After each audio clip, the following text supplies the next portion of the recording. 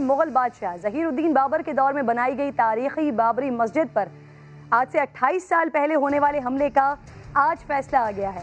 और फैसला वही आया जिसकी उम्मीद दरिंदा मोदी के भारत से की जा सकती थी। अपने आप को सेकुलर कहने वाला, जमहूरियत का चैंपियन बनने वाला भारत मुकम्मल दरिंदा मोदी के रंग में रंग गया है। सरकार, रियासत, अदालत, मीडिया, सहाफत, अस्पताल, पुलिस, हर महकमा भारत को हिंदुत्व का पुजारी बनाने के मिशन पर है।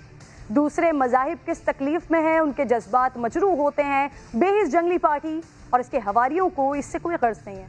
तवील तारीख है, कुछ मुख्तसर करके आपको बताती हूँ। बाबरी मस्जिद पर भारत की अदालत में 2 मुकदमे आए। ज़मीन की मिल्कियत के मुकदमे में सुप्रीम कोर्ट ने लास्ट ईयर नवंबर में फैसला सुनाया था कि वो मंदिर की ज़मीन थी। 2 महीने पहले दरिंदा मोदी वहाँ राम मंदिर का संगे बुनियाद भी रख चुके हैं। 6 दिसंबर 1992 को अयोध्या में लाखों आरएसएस के कारिंदे पूरे मुल्क से जमा हुए थे। सैकड़ों गुंडे बेलचों और हथौड़ों के साथ मस्जिद की तरफ बढ़े थे। पुलिस और नीम फौजी दस्ते पीछे हटते रहे थे। दोपहर तक बाबरी मस्जिद के 3 गुंबद शहीद किए जा चुके। इस वाक़े के बाद भारत की कई रियासतों में फसादात फूट पड़े थे, जिनमें हिंदुस्तानी सरकार के मुताबिक तकरीबन 2000 अफराद मारे गए। आज 3 दहाइयों बाद अदालत ने बाबरी मस्जिद के नामजद मुल्जिमान को ये कहकर बरी कर दिया कि बाबरी मस्जिद का इंहिदाम किसी बाकायदा मंसूबे के तहत नहीं हुआ।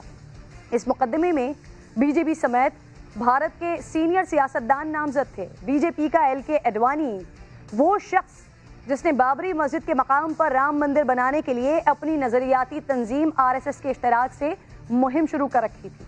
अडवाणी ने बाबरी मस्जिद को कौमी कलंक तक करार दिया था। उसी अडवाणी और उस जैसी दरिंदा सोच रखने वाले 32 अफराद को आज अदालत ने बेगुनाह कहकर बरी कर दिया है। लखनऊ की सेशन अदालत कैसे मुसलमानों के हक में फैसला दे सकती थी कि जब हाकिम खुद गुजरात का कसाब है। 6 दिसंबर 1992 को अयोध्या में बाबरी मस्जिद का ढांचा गिराए जाने के मामले में CBI की विशेष अदालत ने बुधवार को सभी 32 आरोपियों को बरी कर दिया है। कोर्ट ने कहा है कि आरोपियों के खिलाफ पर्याप्त सबूत नहीं है।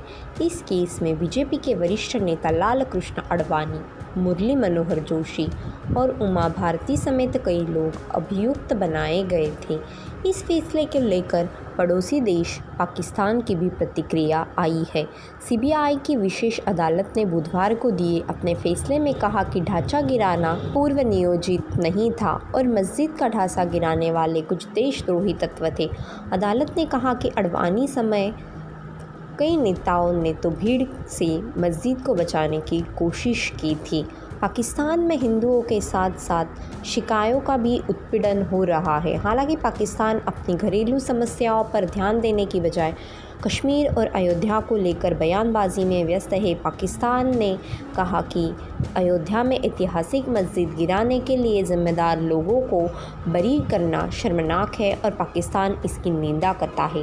पाकिस्तान के विदेश मंत्रालय ने एक बयान में कहा, जिस पूर्व नियोजित रथ यात्रा और बीजेपी विहिप और संघ परिवार के नेताओं के द्वारा भीड़ को उकसाने की वजह से मस्जिद का ढांचा गिराया गया, जिस आपराधिक कृत्य का टीवी पर लाइव प्रसारण हुआ, उस पर फैसला आने में 3 दशक लग गए।